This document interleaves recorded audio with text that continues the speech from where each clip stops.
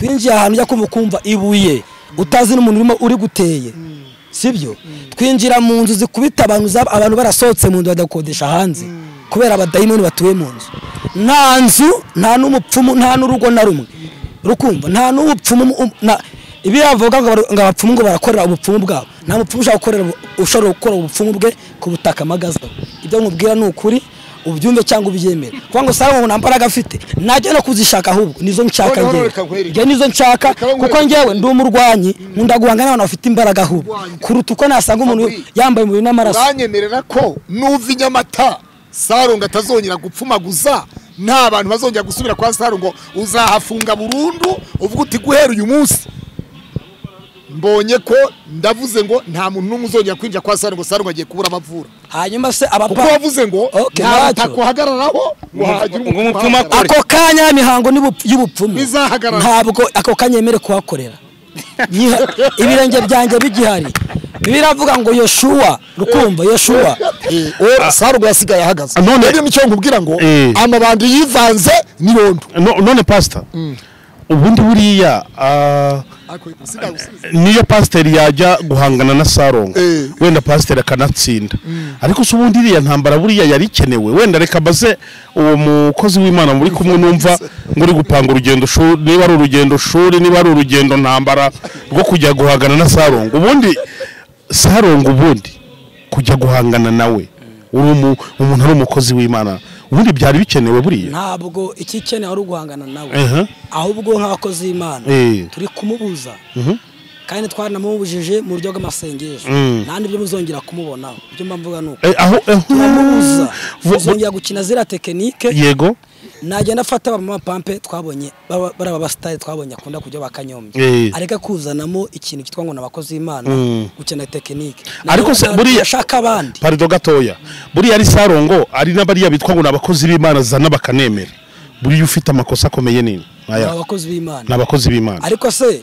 urumva nyine aho ifaranga ari kubise haroro aho ifaranga ari kubise haroro noneho nawe rizoro hakugira gujye umva korode nkubwiye ni wami miliyari sibyo nge nabaye Nyamata imyaka 3 ikire cy'Nyamata kira ari nibyo nanavugira ese Salomo ni intego mfite Salomo ubundi umuzi ute wowe ku giti cyawe Salomo se parido gato suguca mu ijambo aho ugeze rero uvuga ibikorwa by'ubutwari Salomo yakoze n'ubundi amakuru avuga ko muri iyo kontara bose gatoya bose amakuru avuga ko muri iyo kontara mufitanye ngo harimo kumuvuga neza no kurwanya abamuvuga nabi yewe noneho ndwanya ibikorwa byo kuvura kwiwe ahubwo nkemera ubumuntu bumurimo ibintu ni bibiri ndwanya ubupfumu akora noneho nkemera ubumuntu agira bwo kwishyura abana amashuri bwo gufasha abapfakazi ba jenoside yakorewe abatutsi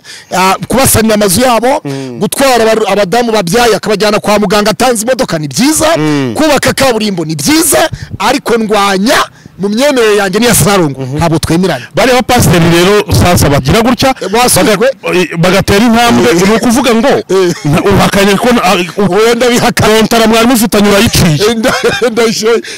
inshuti bakunzi ba Iyobokamana TV turabasuje mu izina rya Yesu Kristo ni kwa kundi mumenyere ko tugira gutya tukazana abantu batandukanye maze tukabasha kuganira nabo barabona ko twicaranye rero n'abatumirwa bacu nibo tugiye kuganira ni munyemerere dutangire tubasuhuza tubahereze ikaze kuyobokamana TV mwiriwe neza kandi muraho murakomeye Fabrice amakuru makuru neza mukozi w'Imana Joel Sengurebe Iyobokamana TV mukomere mwese Korode umeze neza turashima Imana n'ukuri iminsi yaribaye myinshi Joel ntabwo twari tuguherutse turabona umwami Imana ariko bigenza neza nakavura kara nabonetse amen ndetse nibwira ko kageze mu gihugu cyose cy'u Rwanda urahita wibwira abantu badukurikiye bamenye ngo tugiye kuganira nande amazina ni Pastor Korode Niyonzima Imana ifite PS atari PS zo mu Gasyata cyangwa zo mu Buyapani ni PS yo gutanga ubuzima abashonje bakarya abambaye ubusa bakambara abamadeni bakishyurwa ababuze urubyaro bakabona urubyaro hamwe no gusenga Imana PS turuka mu isengesho hejuru y'imbaraga z'imyuka mibi cyangwa zibiturwanya hari imbaraga z'Imana yego reka na mugenzi wawe nawe yibwira abantu bakurikiye Iyobokamana TV dore ko by'umwihariko ari ubwa mbere tumwakire cyo koze nkunda kumubona kuri chaîne zitandukanye agira chaîne y'imiboho bohorwa bohorwa mugende mu gisure mu ukore subscribe mujye mukurikira ibiganiro by'uyu mukozi w'Imana abari ibiganiro byiza cyane reka nkubwirira abantu ko kuyoboka Imana ngaho bibwire bamenye ngo tugiye kuganira nande. Nitwa Gakuru Fabrice ndi umunyamasengesho ndi n'umuvuga butumwa. Yego ndumwe mu ngabo zirwanira mu kire cyo mu mwuka. Niyo mpamagaro yanjye. Usengera muri etorero? Nsengera mu itorero gitwa Rwanda Christian Revival Church ishami rya Rukomo Nyagatare. Utayisengera Nyagatare? Yes, turi kumwe na Fabrice mukajya gataraze yadusobanurira ibijyanye n'uburyo yajyanye amandazi kanyarira akajya abantu. Claude nawe turi buze kuganira nawe tumubaza ibijyanye na kontra afitanye n'umupfumu witwa Sarongo. Byose araza kugenda bidusobanurira niba ihari n'ibidahari cyangwa niba yarikansorinze byose murabimenya muri iki kiganiro uje butandukanye. Pastor duruka kuvugana warampamagaye turi kwigendera nandi kumwe na Fabrice ubu ngubu tuvugana nge na Fabrice tuvuye Kanyarira. Ntabwo mvuye none ariko kuba ikiganiro kikanyarira kimaze iminsi ngahe kimaze iminsi ngahe nese ni twagiyeyo. Oya ntago ari ukubeshya twagiyeyo tumuraye iminsi gute twavuye Kanyarira. Oya ako ntabwo muvuye twavuye ni mugoroba. Oya nuko kikanyarira cyatambutse nyine igihe bibiri ku nzozi icyatambutse ni umukameraman yaragifasha. Waraye Kanyarira wowe iminsi 3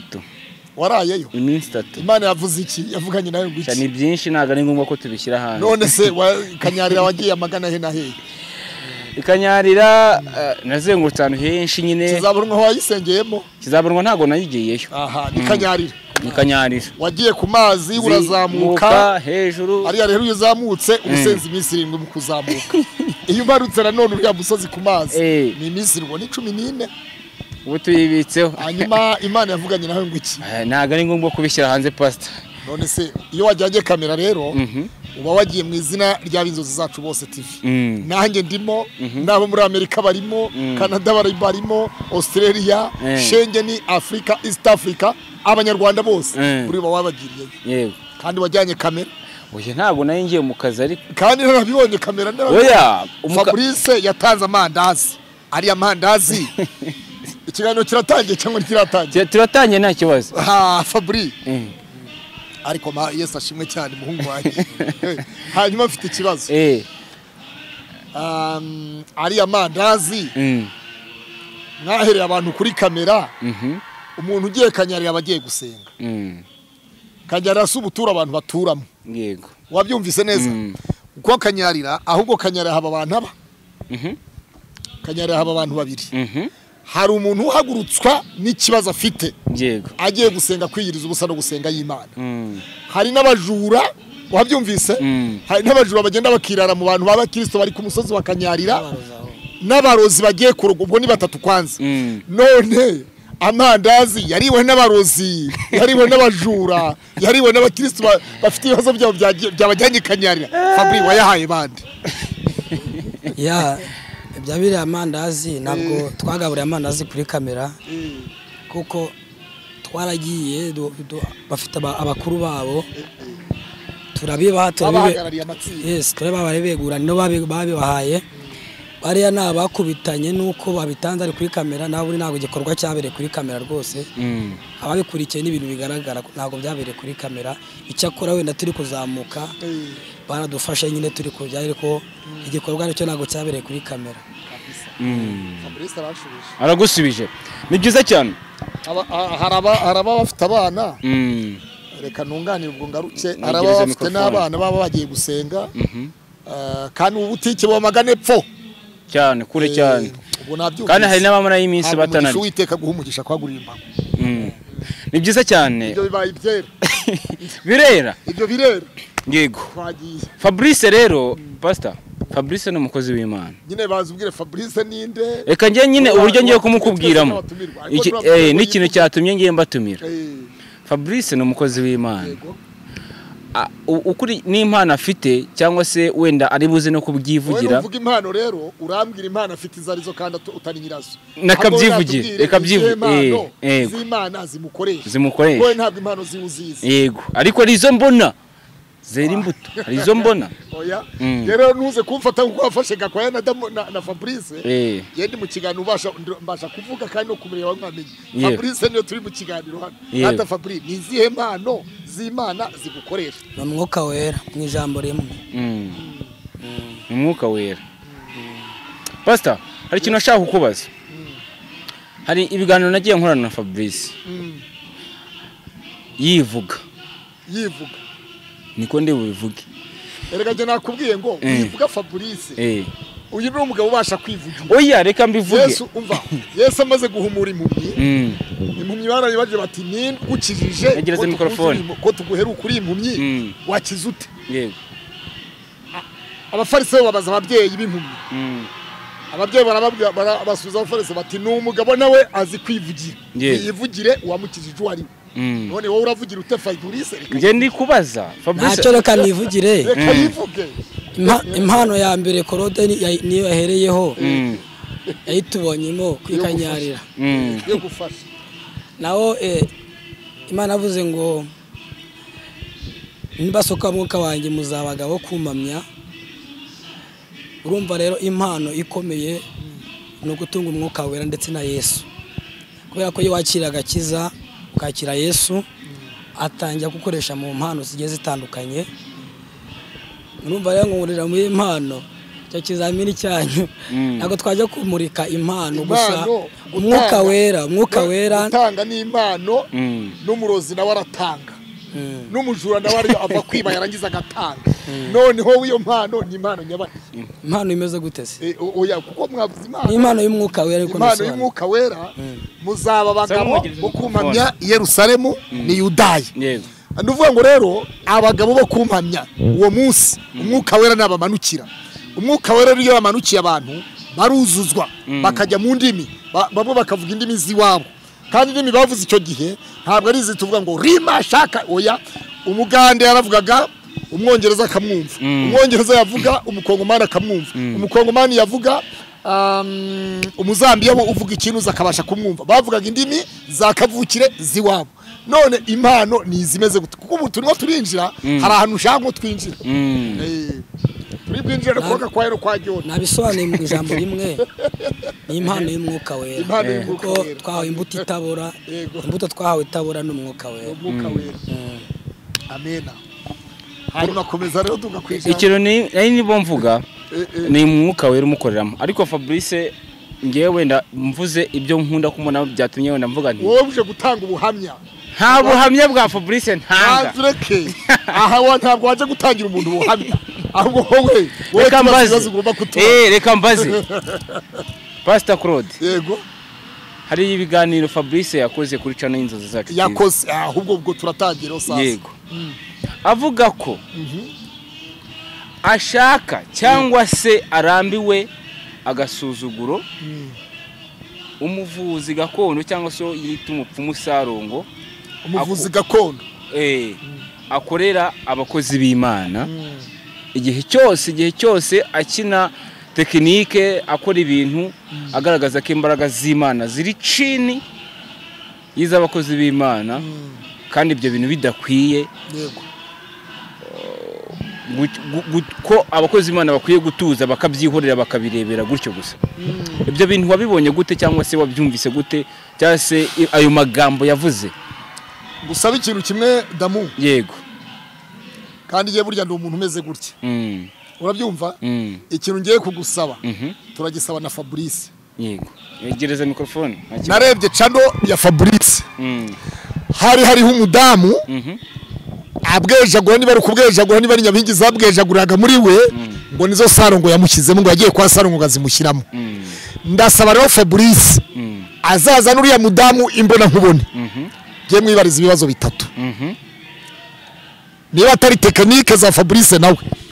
urabyumva kuko buriya Bibiliya avuga ngo muzabamenyera ku mbuto zabo ubu nagira ngo menye Fabrice pana bya bindi byagakwaye bacaga hano banyura ku ruhande oya genda shaka zatuzana uriya mudamu kandi noneho ikindi nemeye kiruta ikindi niba ari Nyagatare nzamuhita cyo kumuzana niba ari Cyangugu nzamuhita kimuzana inamusubizeyo ariko uriya mudamu ndamushaka mu kiganiro turi batatu na Fabrice yicaye aho Fabri icyo kintu uracyumva gute reka nere kwinjira reka nuba ibyo pastor kubera yuko ndagira ngo mwegeze mikrofone hazabe ikintu cyitwa guca impaka Fabri icyo kintu uracyumva gute urumva Bohorwa TV hariho ubuhamya kandi tunashuje abantu bajya banikurikira hariho ubuhamya ugeze no burenga n'150 bw'abantu benshi uwo mudamu wabonyeho ngira ngo nayibonye kera ubu ngubu nta n'ibikiriho none se uwo mudamu ni uwahe Fabri uwo mudamu abantu bose ntabwo bakunda social media sibyo uwo mudamu ni n'umupolisi kandi n'ujyanye n'umupolisi woroheje umudamu n'umupolisi iwe yashyizeho nyuma agezaho bitewe n'uburyo n'icyo ari cyo ansaba ko nyikuraho nubwo yansabye ko nyikuraho ariko ansaba ko nyikuraho nubwo yansabye ko nyikuraho ariko na televiziyo yanjye YouTube hari indi muntu nayikozemo muri YouTube hanyuma YouTube irayanga iragira ariko hari abantu bari bayibonye bishingiye yuko nawe yari yansabye kuyikuraho nyivanaho abantu bose ntabwo ari uko bakunda social media korode sibyo ariko abandi babonyeho uzambwire nzabakuzanira ariko uriya we ntabwo yabyemera n'umupolisi impamvu rero sanga umugiye ngegeza mikrofone impamvu ushaka ariko babita Moses wo guhagaze hejuru yitwa Moses umunyamakuru wa Flash TV nibawe cyane yego twatangiye turi mu kiganiro umva izo zacu TV ndashaka kubaza Fabrice turi muri iki kiganiro yavuze ko akanagiye kwa Sarongo yasiga Sarongo akijijwe ko Sarongo atakongera kuvura undi muntu ari we wese akoresheje ubuvuzi gakondo bwiwe cyangwa se ubupfumu bwiwe aha ndashaka kuvuga jewe nageze kwa Sarongo aho hantu ugeze ahantu nshaka wageze oya jewe ndi serious yego jewe ubwa mbere nahuye na Sarongo muhujwe na ugeze mikrofone nta kibazo ko nanjye najyaga mwumva bisanzwe yego ariko sinari musobanukiwe muhura na Sarongo duhuriye kuri Baoba aho witwa Yoweri Sengurebe w'iyobokamana TV akoresha ibiganiro kuri Hotel Baoba urabyumva niho twahuriye icyo gihe Yoweri yanga no gukora icyo kiganiro gikorwa n'Isezerano TV na Nyigisha TV ya BKM Sarongo turicarana twicaranye nanjye intego yanjye kwari ukugira ngo Sarongo ave mu kazi kubupfumu cyangwa kubuvuzi gakondo hanyuma ayoboke umwuka wera w'Imana cyangwa se abo mu Kristo akizwe yego aha rero ndagira ngo duce impaka yego Fabri witeguye kujya kwa Sarongo genza guherekeza tujyane Sarongo uwo munsi uzasiga atongeye kwitwa umupfumu urumva ibintu kuzasiga rwose weje usafije ko abandi bose bagiye ntacyo bamaze cyo kamvuge ntacyo urumva ntacyo bamaze ari byo mbesheye nzasiga ngo akijijwe ntabwo ari njye utanga agakiza sibyo apasteri bagiye bajyayo bajya batunga inkoni n'abandi basitari bagahirima hasi sibyo njye imbaraga ze ko ntahirimye hasi gena nayifashe njye imbaraga ziwe nindamuka gize icyo ariko mwebwe uwo mwaguruke Kigali yose wewe mwaganiri urumva Pastor Claude yagiye mu rwego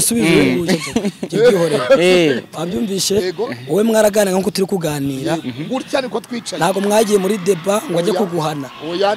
we avuga ko biba ku bantu yahannye sibyo kandi bapinze imbaraga ze nanjye ndi mu bantu bazipinga tuzagiye amane antunze iriya nkoni najya kuvuga ngo Fabrice nguri tayari sibyo nubu Sarongo muhamagare kuri telefone nasohora amajwi yakabyemera ngo tuzageye sibyo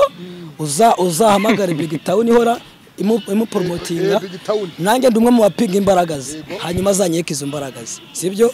naho ibyo kuvuga kuri Sarongo abantu musanga mwagiye mukatangira ko usanga mugenda muvuga ngo Fabrice ngo uzaza n'ibi ibyo ngibyo nta nubwo njya byumva nkeneye cyane korode imbaraga z'Imana n'impano z'Imana nzikuru umpasteri uburyo zikora mu gihugu mwuka sibyo hari umuntu wakwinjira kwa Sarongo birayigira ngo aratunga abapasteri wakukubita hasi iriya ni imikino niba atari imikino ubwo natwe tuzajyaho nawe uzaba uhari hanyuma azanungira ngo ni kubita hasi mwebwe muze muri hari ko niko nibabaho cyangwa ntubyemera abakonikoni barahari, abapfumu bafite imbaraga n'abarozi bafite imbaraga, ariko nta murozi nta n'umupfumu ufite imbaraga ziri hejuru yanjye. Ntabwo mvuga abandi, sindimo n'undi muntu wese hejuru y'Imana, hejuru y'abarozi, hejuru hari imbaraga z'Imana, bari bajyanye y'Imana. Oya bazureke, wowe uravuze ngo nta ufite imbaraga ziri hejuru yawe, kuko nunge turi kuganira. Oya genda vuga Imana rurema, ni Imana. Erega tuvuze Imana, wowe aho kuvuga Imana cyane uzavuga na Yesu, aho kuvuga Imana cyane ushaka kuzajya uvuga Yesu. Noneho wowe uvuze ngo jewe rero nta mbaraga zo hejuru y'izina rya Yesu, none reka mvuge aho niho z'abapfumu cyangwa abarozi. Noneho Bibiliya avuga neza, iyo dusomye mu byakoze n'umwe tuhasanga umugabo witwaga Bariyesu. Bariyesu nguwo yari umugabo w'umuhanuzi w'ibinyoma n'ibitangaza yarabikoraga, ariko akabikora mu izina ryitwa Bariyesu, ntabwo ari mu izina rya Yesu yitwaga Bariyesu. Noneho uyu Bariyesu yakoraga ibitangaza, ibimenyetso, ibiki byose bikagaragara. Iyo dusomye niyo twibutse uburyo Imana yahamagaye Mose yajyanye inzoka ya Mose, ageze kwa Farawo asanga Farawo nawe afite inzoka. Icyakoze amahirwe aruta yandi kubera imbaraga z'Imana ziri hejuru y'imyuka mibi yose. Inzoka ya Mose imiragura ubuyoka bwose bwo kwa Farawo bw'abapfumu n'abashitsi n'abakonikoni. None rero Fabrice, uramutse usanze Sarongo afite izo mbaraga, uzasiga wandikiye urwandiko ababyeyi bakubyaye uvuga uti Sarongo nakubita hasi, nimuzagira icyo mubaza, Sarongo muzamureke azaba yemewe. Erega Korode kankubwire ngo ninsanga Sarongo afite imbaraga, ahubwo niba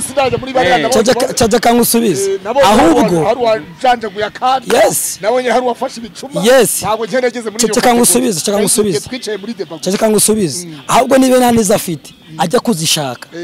sibyo? Nibe naniza afite za gipfumu ari binatenekanikaga ajya kuzishaka, ahubwo nizo nshaka ngewe kuko nasanga umuntu yambaye imibiri n'amaraso, ahubwo ngewe nizo nshaka. Yaze kwegerana na Sarongo ngo ntikicarana na Sarongo, wowe urabihera he kwicarana na Sarongo? Ndabihera mu gihe Apotre ngo yanze kwicarana na Sarongo. Nge nta rusengero ngira ngo nangaragura hasi ngo naze gutura, sibyo? Ikindi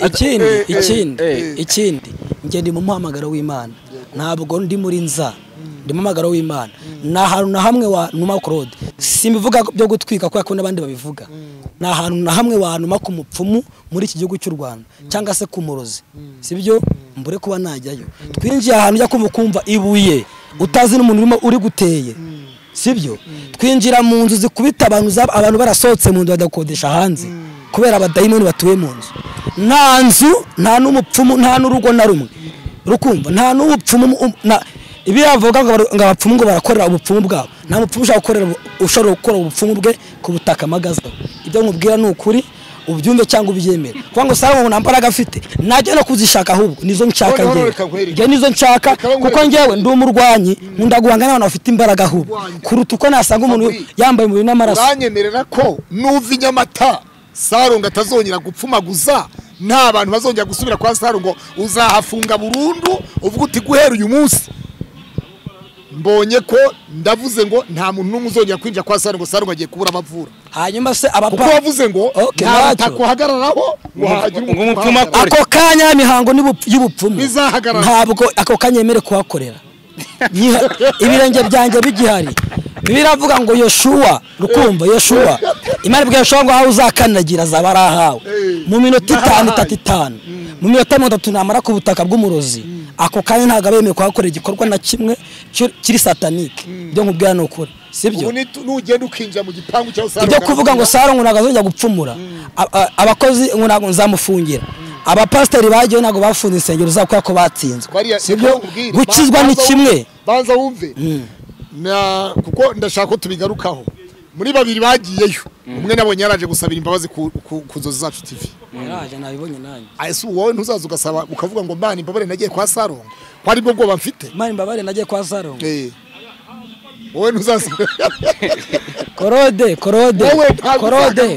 mujya mumenya ko uzaba Joni Korode tujya tumenya Korode ikintu ngoma no Korode kankubwire, Korode kankubwire ikintu nakwigisha no kuri social media, abantu bakore mu mpano zabo.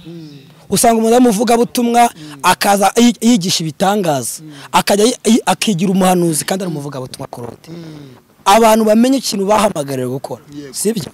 Urataka umupfumu,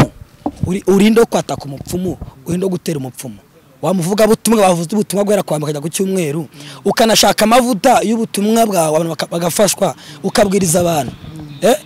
Ukareka abahawe kwataka ibyo ngibyo akaba ari byo bakora. Abantu bakora mu mihamagaro yabo bahamagariwe. Niba uri umuhanuzi, kora mu mpano yawe y'ubuhanuzi. Uyivuga ngo nkoreshwa ibitangaza ntabyo ukoreshwa. Genda mu murongo Imana guhamagariyemo gukoreramo, sibyo? Niyo kuvuga ngo bagiye kwa Sarongo nge sinde babariya ndareba ikintu kindimo nishaka n'uhamagara Imana akizemo. Fabri, ikibazo mfite ni kimwe. Wowe umurongo wawe no kujya kwa Sarongo gusa cyangwa no kujya kubwiriza Sarongo ubutumwa bwiza akareka ibyo ari mwe arakora, cyangwa se nawe uzaba ugiye kwifotoza nk'abapasiteri bagiye kwifotoza ugasanga baramenagura ubucuma, baramenagura ibyungo, baragira nawe uzaba ugiye kwifotoza nkabo cyangwa ngesini nibyo shaka kujya nawe ujya kwifotoza nawe ugiye gufata ifoto oya gese ndaje kumenagura ibicuma. Icyo navuga ni iki? Icyo navuga ni Claude. Icyo navuga ni Claude, sibyo? Icyo navuga ni Claude. Icyo nabonye kuri Sarongo mbona akunda guhana abantu batemera ibikorwa bye n'imyuka yakoresheje inkoni ye. Nanjye umuntu batabyemera rero azantunga inkona mane, sibyo? Azantunga inkona mane nkuko nabandi yagiye bahana ngo pastor ngo ahana pastor. Igisubizo zagusubiza nayigutunga akabona ntuguye. Azavuga yuko iwanyu hari nyabingi zikomeye zajyaje iwanyu kandi azivura. Kandi azivura. Azavuga ko yajyaje iwanyu zakugendereye ariyo mpamvu muri ntacyo yagutwaye. Tujya tureka kwiga tubesha abanyarwanda. Kuko inkoni yiwe narayifashe. Inkoni ye narayifashe. Ako wagiye muri deba yiwe. Ndangije ndavuga ngo iyi nkoni ndayifashe. Hanyuma nzenguruke Kigali ningira Claude reka tubyemere. Abapfumu bafite imbaraga ibyo mu bwagenda bizi, sibyo? N'aborozi bafite imbaraga ibyo mu bwagenda bizi, sibyo? Kandi barutanwa imbaraga nkuko n'abakozi Imana rutanwa imbaraga bijyanye n'imihamagaro Imana bahamagaye, ariko bijyanye n'urwego w'amasengesho basenga, sibyo? Dushaka dufite impano imwe ariko turushanywa imbaraga kandi twarakirijwe rimwe nginga kurusha amavuta n'imbaraga bitewe n'urwego rw'amasengesho nsenga n'imibanire mbanye n'Imana. Ibyo ngibyo uziko bibaho muri y'umwuka. Nabyo gutoga inkoni kuri Sarongo niyo yabaraba. Hari n'abapfumu rega batazwi kuri social media ngewe nzi bafite imbaraga. Ikibazo rumba za gipfumu za gikonikoni twe nakubajije ndi uzaba ugiye kwa Sarongo mu ruhe rwego? Uzaba ugiye kujya ngo ubwirize Sarongo uwo munsi uhagaze. Wowe wagiye mu rwego? Genda nagiye mu kumubwiriza ubutumwa bwiza. Nanjye nugo ngurwo. Ariko ni nugo ndukire namara guhindukira hanyuma zabe umukozi w'Imana aho kugira ngo akomeze yitwe. Nanjye nurwo nta kintu kubaza. Nanjye niyo mpamvu nabazaga nti wowe nujyayo uzaba ugiye mu buhe buryo? Kuko twebwe mu buryo bubiri. Nzaba ngiye mu buryo bubiri. Uburyo bwa mbere, uburyo bwa mbere buri muri Matayo ibice 10 Yesu avuga ngo mugende mwigisha abantu ubutumwa bwiza, sibyo? Abemera mu batize Mariko 15. Ariko kandi no muri Matayo 2. Ariko kandi mukiza indwara mwirukana abadayimoni, sibyo? Navuze ko nzangiye mu buryo bubiri, sibyo? Kuvuga ubutumwa bwiza, sibyo? Ariko ikintu cyane cyambaje kuri Sarongo nuko akora biri akazanamo ngo abakozi Imana baratsindwa, sibyo? Baratsindwa ngo iteka ngo barabahana bikarangira basabye imbazi karakantu. Nanjye ndi mu ba reka wenda pastor reka nkubaze gatoya. Sarongo biya bintu mugani akora ibyo ngibyo uwo mukozi Imana ari kuvuga byo kujya kuba abapasiteri kugenda bagasa n'abahanganye nawe bikagaragara ngo yabatsinze. Wenda nkawe uri inshuti ya Sarongo bikabije kuko bajya banavuga yuko yamaze kukwigarurira kukorera munsi y'ukuboko kwe. Nkawe wenda ukora munsi y'ukuboko kwe cyangwa w'inshuti ye ikomeye urumva biriya bintu ubibona gute nka pasiteri? Sarongo ni inshuti yawe bikomeye uyu munsi. Oya nawe ni inshuti yawe. Oya reka ndarenga. Nawe ni inshuti yawe. Wowe yarakugabiye, wowe mbese mufitanye amabanga akomeye. Uyu munsi rero yavuga ati Yoweri akora umupasiteri ya arabuza avuze ati Yoweri shingiye ko mfite V8 ebyiri. Yoweri ngo haye V8 ntiwayitora. Okay ntacyo reka ibyo tubireke. Ubibo ikibazo mu buryo ubona gute? Okay sawa. Ubona gute abakozi abitwa abitwa bita abakozi b'Imana mbabarire abitwa ngo nabakozi b'Imana urumva bagenda bakajya guhangana na Sarongo akabakirisha filime urumva umyumvire mu byukuri Sarongo agiye ku Gisenyi sibyo ajya ku Gisenyi ashuka abantu bari aho ngaho bari kwirobera abaha amafaranga icyo gihe arabakinisha ngo yagiye ngo hejuru y'amazi n'ibiki byose iyo sire mu buryo yateguwe birazwe none ukabona arafata bamwe mu bitwa ngo abakozi b'Imana niba bashukisha amafaranga nibagera gute nabo akabakorompa ku buryo bigera naho bigaragara ngo Imana yaba pasiteri yatsinzwe none ubupfuma agashyirwa hejuru pastor iyo ubibonye biriya bintu koko ubibona gute mu byukuri ubona bidateye gahinda ese nawe wabikora nka Sarongo ko ari inshuti yawe mufitanye amabanga menshi ntabwo nshaka kuyamena hano ariko warigenza yashira hanze ubibona gute pastor oyasubira na bikoro yewe ayifite turahari kuko umunyamakuru yewe Kamana ati ahubwo iki kiganiro bakiguye nawe ugitware oya nta kibazo pastor mwizu mu byukuri Yesu yaravuze ngo bamwe bazamwambaza kuri uwo munsi bamwe bati twabwirizaga mu izina ryawe twahanuraga mu izina ryawe twakoraga ibitangaza mu izina ryawe nibwo azabasubiza ngo nimumve imbere mwankozi z'ibimwe sinigeze kubamenya kubera yuko ibyo mwakoraga byose mwabikoraga kubwo kwinezeza ubwanyu rero uyu munsi wa none biragoye kugira ngo mvuge ngo kanaka n'umukozi w'Imana by'ukuri kuko inshinge no muri twebwe abapasiteri ubwacu n'abafite insengero ushobora gusanga hari abakora ibiruti byo Sarongo akora kandi bitwa ko bafite insengero uyu munsi wa none rero icyo navuga ni kimwe iyo parido gatoya ariko yego kuvuga ngo ushobora gusanga ari pasiteri bakora ibiruti byo Sarongo akora cyane Sarongo nibice akora wemere Sarongo uyu munsi tuvuga ko ari umunyamitwe abantu bamwita umunyamitwe wose se ko mubona baza wumve ntabwo nagiye kwisi nagiye gupfuma gusa kuko urumva umuntu yita umunyamitwe baza wumve yewe uyu munsi wa none Sarongo ari mu nzira yiwe yahisemo nka Sarongo ku giti cye ariko umuntu witwa ngo ni pasiteri wahisemo umurongo w'iyobokamana agakora Imana nk'ubuyoweri uramutse ufashe umurongo wo kujya muri politike uterana amagambo n'igihugu ugiye gute usebye igihugu icyo gihe uba wataye umurongo w'iyobokamana n'urugero rero nawe witwa abapasiteri bajyayo bagiye gusenya utwo turaro n'ibiti byose nabo bataye umurongo igisubizo nicyo nguhaye bataye umurongo hari ikintu wenda uburyo nsubije ntabwo bunkomvenka ariko reka byakire none pastor amakuru avuga yuko ugirana amasezerano na Sarongo unyumve neza kandi tugirana amasezerano yego wowe na Sarongo mufitanye kontara cyangwa amasezerano ngo yuko utazigera na rimwe umena amabanga ye ufite ayo makuru yavuga hiki uyu munsi wa none rero ndamutse mfite ariko nsubiza oya singiye kugusubiza okay sawa yewe ndamutse mfitanye kontara na Sarongo nahita mba umuvugizi wa Sarongo nahita niyambura izina kwitwa Pastor Niyonzima Claude ifite PS nkabirambika hariya ntasaba ikiganiro mu Kamana gihangana n'abapasiteri n'abitwa abakozi b'Imana nka konveka isi yose bumvisha yuko zajya Imana z'abakurambere ba kera arizo Mana ngizi ko Sarongo ari umuganga ari dogiteri w'ukuri icyo gihe niko kazi nahita nkora ariko uyu munsi nemera ibikorwa Sarongo akora byo gufasha abanyarwanda kwishyura abana amashuri kuzamura abana nka bakaryuri dore imboga agiye kumwubakira inzu Nyamasheke ibyo ni ibikorwa byiza twemera ariko oya yitwa imirimo ni nkuko nawe wajyanye amandazi kanyarira watwaye nakubwiye ngo n'umujura yabikora n'umurozi yabikora yajyanye amandazi gira vanguveho mu gihe kabisa umumarize kanyarira bajya gusenga ntibajyanwa no banze ubushobozi byawe twagera none Sarongo mu bikorwa bibiri akora nawe nabivuze no ku Rugendo TV nemera kimwe muri byo nemera umutima wa umuntu yubatse kaburimba yubakira abaturage b'abanyarwanda mu mujyi wa Nyamata muri quartier zigeze ku ebyiri aho ngaho babyita guteza imbere cyangwa se guteza imbere bimwe mu bukungu bw'u Rwanda amajyambere cyangwa se kwagura amajyambere parido gato suguca mu ijambo aho ugeze rero uvuga ibikorwa by'ubutwari Sarongo yakoze n'ubundi amakuru avuga ko muri iyo kontara bose gatoya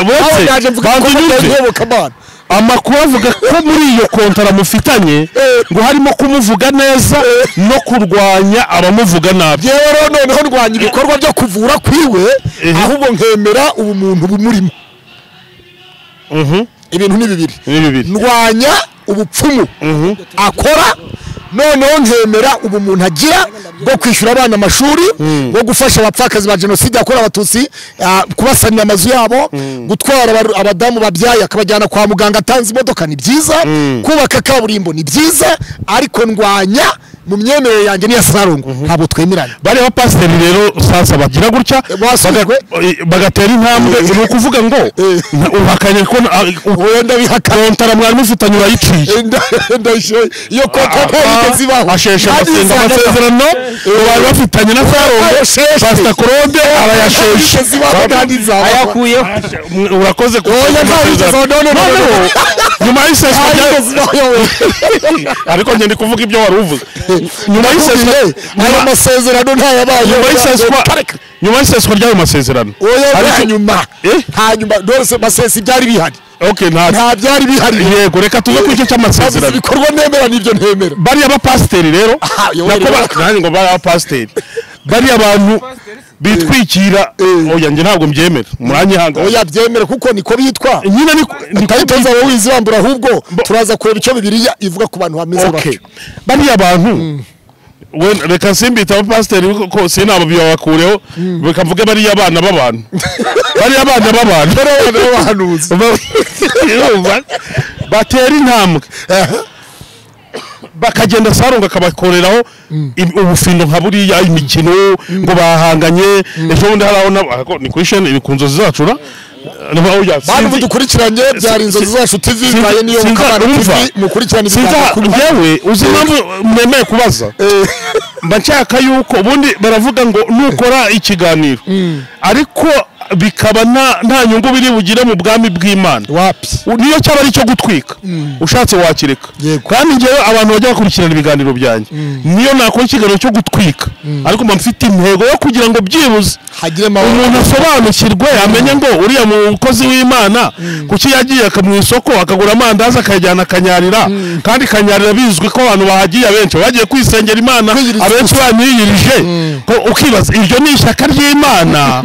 ese ni kwiyamamaza araje nsubiza uretse gato sindava kuri korode none pastor karane bari abapasiteri bagenzi bawe mu by'ukuri yego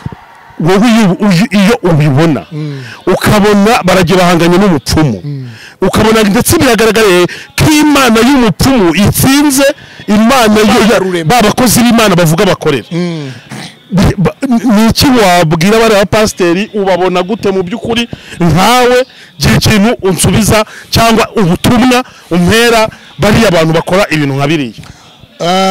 urakoze Joel umuyobozi w'iyobokamana TV mu by'ukuri uyu munsi ari uyu nguyu arashaka kubona na Sarongo nagera kwa Sarongo bagakorana ibiganiro Sarongo azavuga ngo pasiteri Fabrice yaje kandi yatari umupasiteri so wabyumvise Fabrice oya azavuga ko ari umupasiteri waje kuko nugera mu ishusho y'Iyobokamana azavuga ko ari umupasiteri witwa Fabrice waje bakorana ibiganiro rero Bibiliya ivuga ngo izina ry'Imana ritukwa mu bapagani kubera bamwe muri twebwe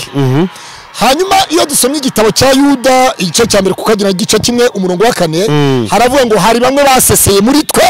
ngo nyamara bamaze gucirwaho iteka rero basesezi babaye benshi mu murimo w'Imana amabandi yamaze kwivanga n'irondo noneho icyakabaye irondo ririnda umutekano w'Imana hamaze kwinjiramo n'amabandi rero iyo amabandi yivanze n'irondo biragoye kugira ngo umenye umwambaro w'irondo n'umutaro w'irondo icyo gihe rero ababomoye ubona bose bambaye umwambaro w'irondo ukavuga ngo irondo ryanyibye kandi hari abasesezi binjiye mu irondo rero icyo navuga ni kimwe umusaruzi naza azamenya urukungu amenye nuruhu ingana zazimenya amenye n'intu kandi Yesu yavuze ngo nimureke amasaka n'urukungu bikurane rero uyu munsi none ngewe sinashyigikira umuntu uvuga ngo agiye gusenya utururi twa Sarongo ngo agiye gusenya turiya twabya kubera yuko ahubwo hari ibindi bimujyanyeyo bitandukanye n'utwo twabya bitandukanye n'ayo mahembe kuko Sarongo iyo umuntu asigaye ari muzima bigaragara ko ari we watsinze ariko iyo wirukanse ukagera ukarenga igipangu bigaragara ko za mbaraga wazitinye hanyuma wakabaye uguma muri icyo gipangu ntiwirukanke uriya rero twabonye yari irukanse muri uko kwirukanka rero byagaragaye ko Imana yatsinzwe Sarongo yasigaye ahagaze rero nicyo nkubwira ngo amabandi yivanze nirondo none pastor ubundi buriya niyo pastor yajya guhangana na Sarongo wenda pastor akanatsinda ariko se ubundi iriya ntambara buriya yari ikenewe wenda reka baze uwo mukozi w'Imana muri kumwe numva nguri gupanga urugendo shuri niba ari urugendo shuri niba ari urugendo ntambara rwo kujya guhangana na Sarongo ubundi Sarongo ubundi kujya guhangana nawe umuntu ari umukozi w'Imana ubundi byari bikenewe buriya ntabwo iki cyane ari guhangana nawe ahubwo nk'abakozi b'Imana turi kumubuza kandi twaranamubujije mu buryo bw'amasengesho nandi byo muzongera kumubona byo mvuga nuko turamubuza muzongera gukina zira tekinike yego najya nafata abamama pampe twabonye baraba bastyle twabonye akunda kujya bakanyombye areka kuzanamo ikintu kitwa ngo nabakozi b'Imana gukina tekinike ariko se buriya shaka abandi parido gatoya buriya ari Sarongo ari nabariya bitwa ngo nabakozi b'Imana zana bakanemera buriya ufite amakosa akomeye nini nabakozi b'Imana ariko se urumva nyine aho ifaranga ari kubise haroro aho ifaranga ari kubise haroro noneho nawe rizoro hakugira ngo ujye umva korode nkubwiye ni wami wa miliyari sibyo nge nabaye Nyamata imyaka 3 ikire cy'Nyamata kira ari nibyo nanavugira ese Sarongo bite n'intego mfite Sarongo ubundi umuzi ute wowe ku giti cyawe Sarongo se n'abantu bakamuvugira mu n'abana ajya asengera ibyo ntabwo byasike cyako ibyo dushaka ko tuvuga reka nyisubiriza Sarongo nkawe wabaye ni Nyamata ubundi mubona ute y'umubona Sarongo mubona nyine nk'umupfumu urumva ariko kandi ufite ubwenge bwo kuba yanakina urayanayobora filime yaba director guha amafaranga abakozi b'Imana barayariye benshi bayariyeho na korode yariyeho uwo mwicaranye warayariye ndabizi uramutuje uri umuntu ukunda amafaranga ku rwego rwo hejuru yego rwose yakubwiye wamuyoboka ariko njye nawe miliyari korode sibyo njye Imana nkora ndayizi Imana irahari nubwo abantu bafashe nka Imana nayihari bantu ufite ukuntu bafashe Imana muri kino gihe njye Imana nzi yariyo Imana ikoresha umuntu nzi yariyo biriya byose ni ibintu apanga nabo nyine akabaha amafaranga mbese mama pampe sivugiye ubwo ku giti cye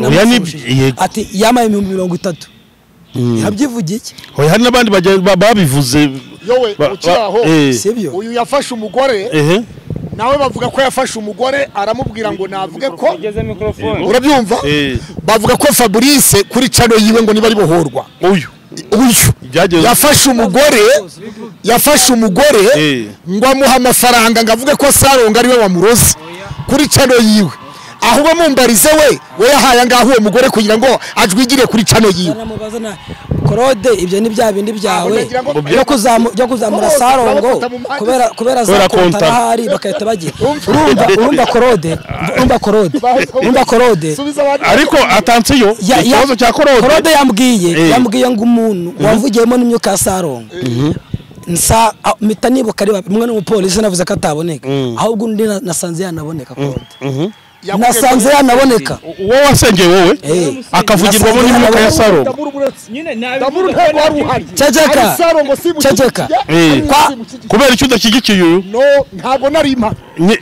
uyu nguyu video yiwe ni y'umudamu mikoro urabyumva neza video ya Fabrice umudamu aravuga ngo Sarongo niwe abishizemo kandi tuzi ba Sarongo barenga 4 babapfumu hari Sarongo wo mu Ruhengeri urabyumva neza nta mazina nyirizina yakoreshejwe ngo tumenye ngo Sarongo uwe hari Sarongo Nyamata hari Sarongo Ruhengeri hari nundi hano za Jabana ndanumva hari n'uwitwa Mwamini za Kinyinya hari n'uwitwa ngo Putini Bumbogo abo bose ngo ni ba Sarongo ariko ugeze ujya mu bapfumu ko numva bapfumu bose bazi pass urumva se wowe turwana n'imyuka bibi yo mu kirere uwo mwana agiye muhura mu ntambara zo mu mwuka wena reka ibintu tubikore narize gutya yego ndakumva reka nisuye kwa Fabrice kuvuga bimaze imyaka 2 nari guha umugore amafaranga nyuma y'imyaka 2 na YouTube itaranabaho ntaragaga kuri YouTube nako mafaranga ngo bigende bite kubyo bikora iki imyaka 2 ishize hafi 3 none byagenze gute Fabrice wone kugira abantu babimenye ibyo ngibyo uko byagenze bihora bigenda ko n'ugusengera abantu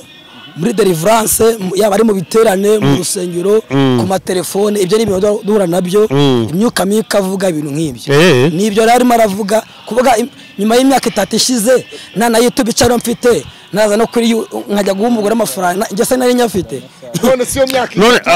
none YouTube yari tarabaho kwico kigano cyatambutse kuri bohorwa iyo bohorwa kandi ivutse jo okay noneho video yavuye he abarusanye babika video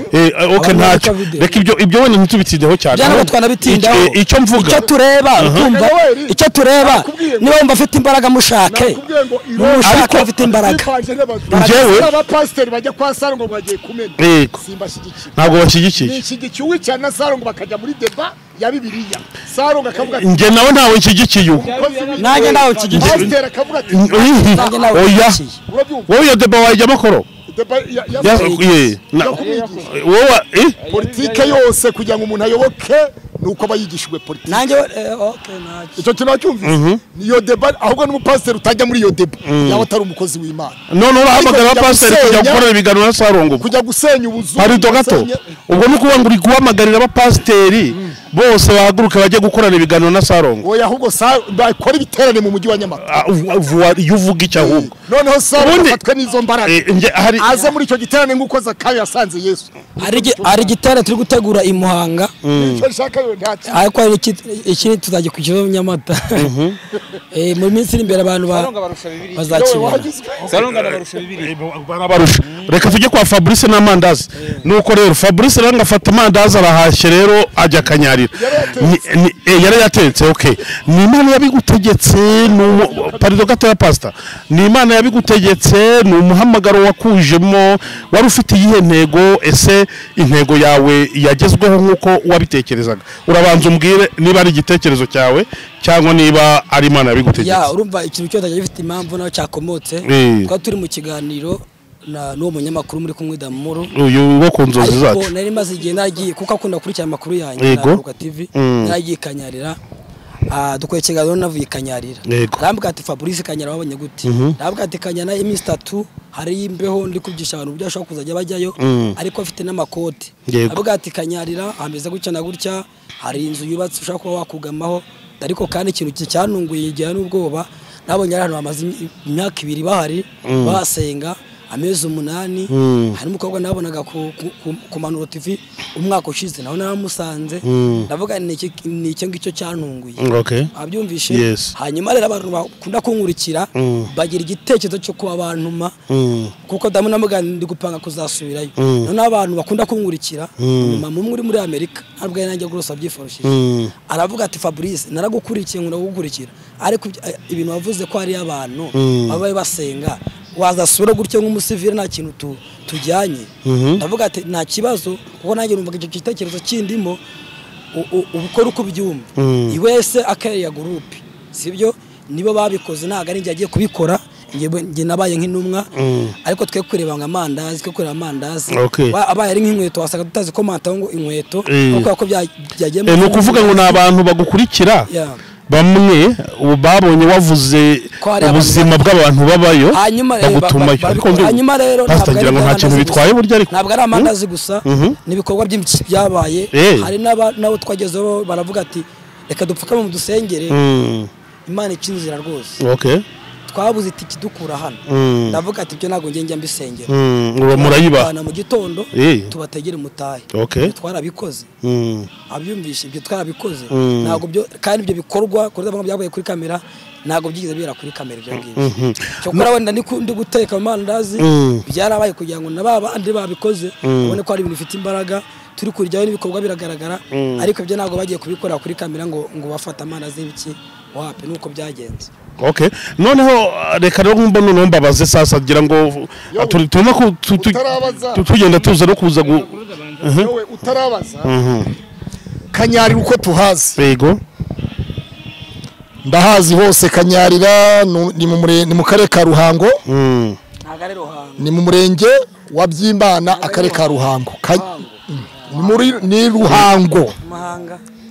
abantu baze kutubwira ni Muhanga na akarere ka Ruhango Muhanga ni Kizabonwa ni imisozi ibiri irebana hari umusozi wa Kizabonwa bazengurukaho gutya uri mu karere ka Muhanga noneho Kanyarira nyirizina iri mu karere ka Ruhango Okay. murenge wa neza hose 100%. Hanyuma icyo nenda kuvuga Kanyarira ni umusozi w'amasengesho. Abantu baba bagiye kwiyiriza ubusa kubwo ikibazo kibaremereye kubwo gushaka Imana. Kanyarira ntabwo ari umusozi wo kugaburaho ibiryo abantu bagende barire. none se uvuze gutyo bashe kubibona neza. Umva pastor ntabwo mbyemera uzi impamvu uvuze gutyo ushobora kumbwira pardon ushobora kumbwira ngo bari abantu babaga ku kidendezi cy'Ibetesida bategerezaga ko amazi yihindurije ngo bajye mu bakira uburwayi bwabo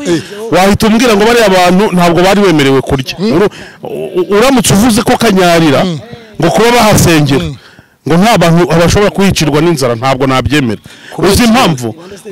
twahita tubihuza no kuvuga ngo bari abantu b'abarwayi bazanaga hara ku kidendezi cy'Ibetesida bategereje ko amazi yihindurije ngo bajyemo bakire uburwayi bwabo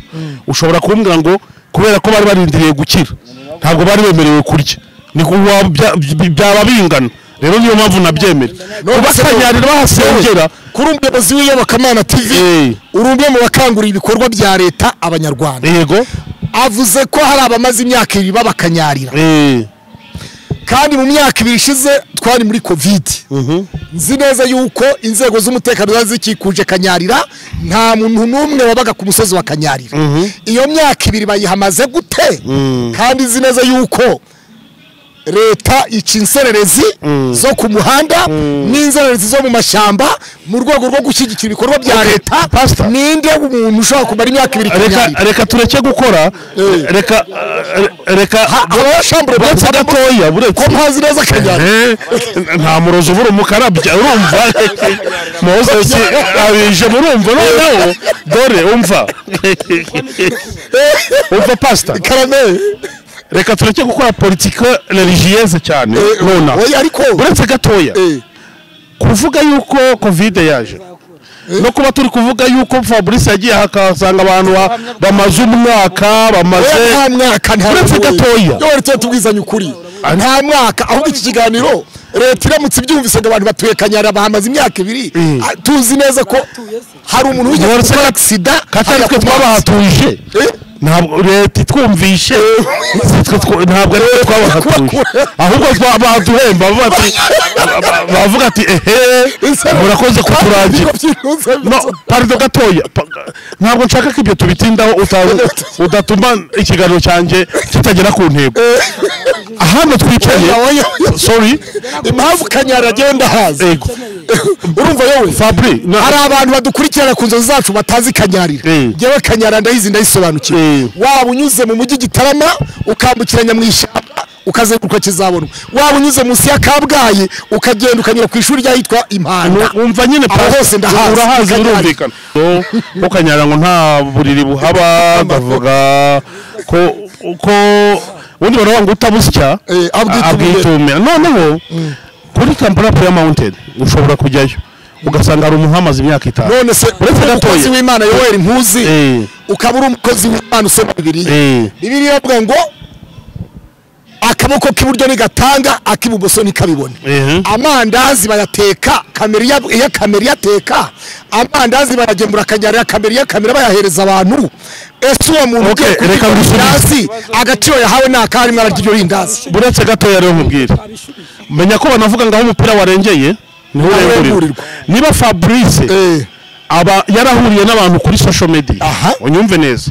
abantu babona yagiye Kanyarira akababwira story y'uburyo byagenze nuko yahasanze bamwe bati yo tese burya nuko bimeze atereka noneho tegura ibi nibi ujye kuba dusurira urumva first of all ba bantu bamumenye kuri social media bya bintu Fabrice yabonyeyo yabivuze kuri social media no gushyiraho igikorwa yakoze kugira ngo abantu bamutumye babone ko igikorwa cyawe cyagenze neza nkuko n'ubundi ariho bamumenyeye nta kosa nta n'icyaha kirimo nta nubwo bihuye n'ibyo by'ukuboko kw'iburyo n'ibyo reka tubivuge aho bihuriye kuko iyo tuvuga ibitekerezo bifite na leta akamaro bifite n'umuturage wari wese akamaro kuko nitwuva ngo hari abantu bamaze imyaka 2 Kanyarira batarya urabyumva oya buretse ariko nta muntu wamara imyaka 2 atarya ariko yapfa nyine rero reka nkubwire aba bantu kutizera Fabrice cyangwa ni Fabrice ushaka ubucuruzi muri Kanyarira n'amandazi wakumva wese yabona ko hariho Fabrice uri kumurwanya urimo kurwanya niyo yaba ari umwana ngo niyo teka imitwe y'abantu yishyuza amafaranga none na Fabrice uramushinja guteka imitwe wowe ucuruza amandazi kanyarira oya nidukubita umva baca umugani ngo nuko murusya ukomena ingasire uyu arajyana amandazi kanyara abanyamerika bakamuha amafaranga Sarongo nagaragaza kavura abantu bakamuha amafaranga so dukomuruse ubwo bose nabateka mutwe bose nabateka mutwe ya nacyo buretse gato nacyo ubwo ni imitwe ubwisha nta kibazo Sarongo nta zuru nta munwa ya okay nyange kimara Sarongo ya urumva birumvikana turabwira abantu kandi turabwira abantu kandi abantu n'abantu batekereza baza ubwenge abantu barimo baratureba barajajinga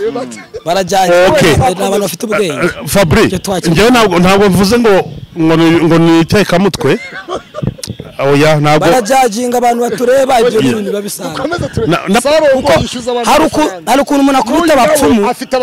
abantu bakahita bazamuka kandi abantu bazamuka ni bamwe ni abantu bagiye none ubwo bose Sarongo yubaka kaburimbo abaturage bakayibona Sarongo yishyura abana amashuri bakabibona Sarongo agiye kubakira inzu dore ibogo ariko pastor aho umuntu uri kureba umuntu ureba ikiganiro urumva akurikije uburyo utaka Sarongo buretse banzu nyumve buretse yovuga Sarongo umuntu abiyumva ibikorwa bye Sarongo ibi nibi nakubwiye ngo hari ibintu bibirakora aho yakontara yarasheshwe yabanza ubu se umuhanda we ntubunyuramo yo uri muri Agidamata iyo ugiye amatari njye mu muhanda Sarongo yubatse yarasheshwe kontara kiracyahari kontara y'iki yo kumuvuga neza iyo yayisinyanye niyo kamara yayisinyanye na korona okay reka turi no kwenda gusengera umusozo aha ngaha turi kuri Rarume ni Kagugu aha ni Rarume hateganye cyangwa haturanye n'ishuri hari insida cyangwa igikorwa giherutse kubera mu ishuri rimwe hariya uretse gato ya pastor kuri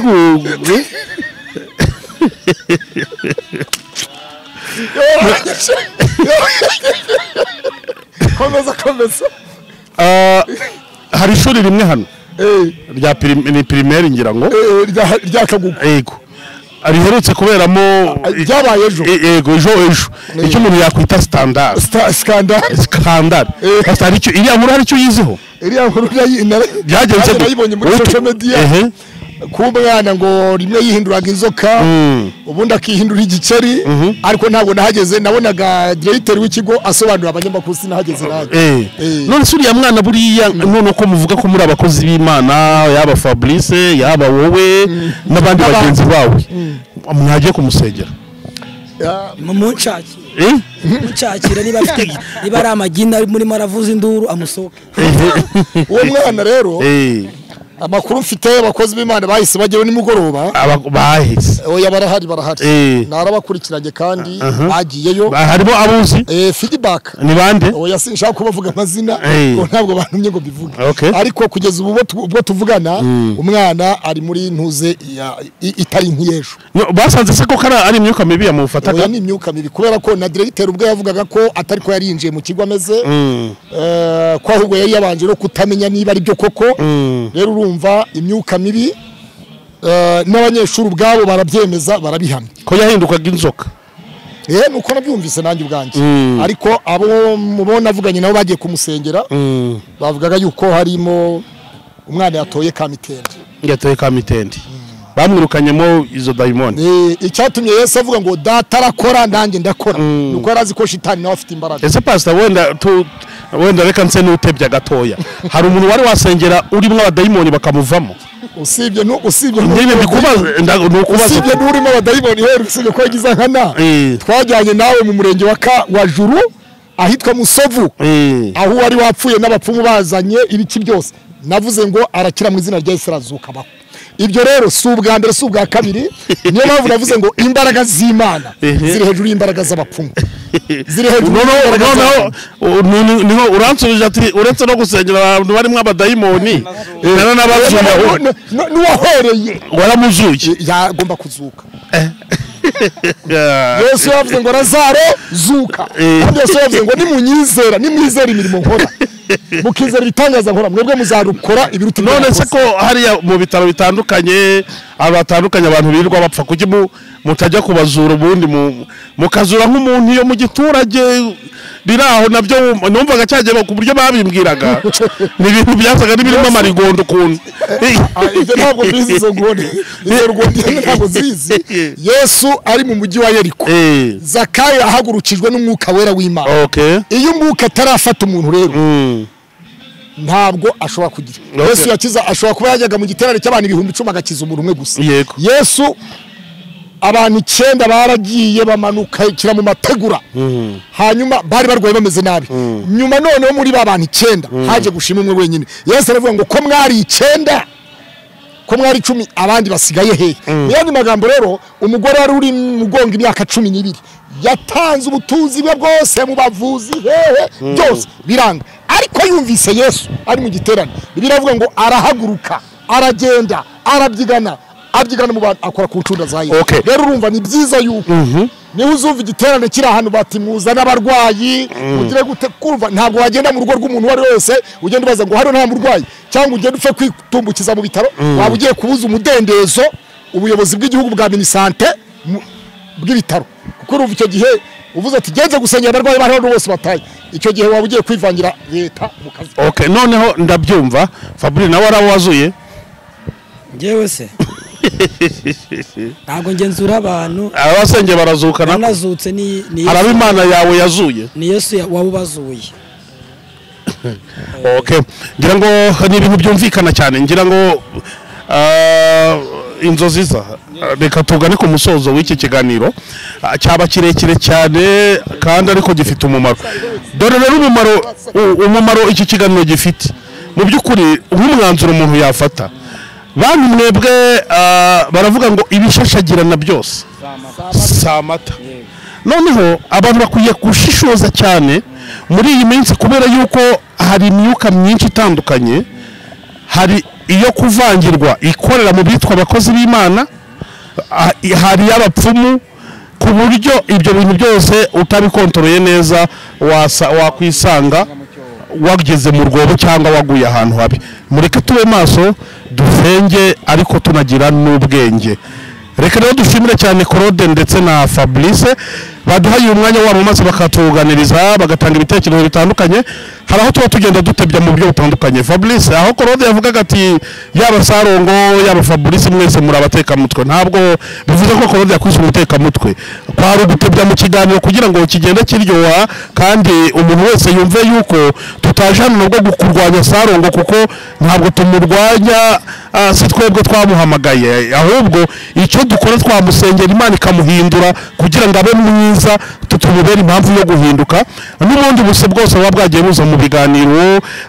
twese tuba dukwiye kubyumva kimwe kandi tukemera yuko ari ikiganiro tuba tugira ngo kigirire abantu bagikurikiye umumaro. Naho nawe rero wari ugikurikiye hari aho twagukomeretsa mu buryo butandukanye, tukavuga wenda Sarongo wawe yaraguhaye imiti ukanakira n'urugero ukaba nka wa wundi uvuze ati cyangwa nuko nari nzi ko nari ndwaye none ubu nkaba narakize, ugasanga uradukambajya, ariko kujya mu bapfumu ntabwo ari byo, ni icyaha, ahubwo ni mwizeye Umwami Yesu Kristo, muri we harimo imbaraga n'ubushobozi n'ubutware bwose.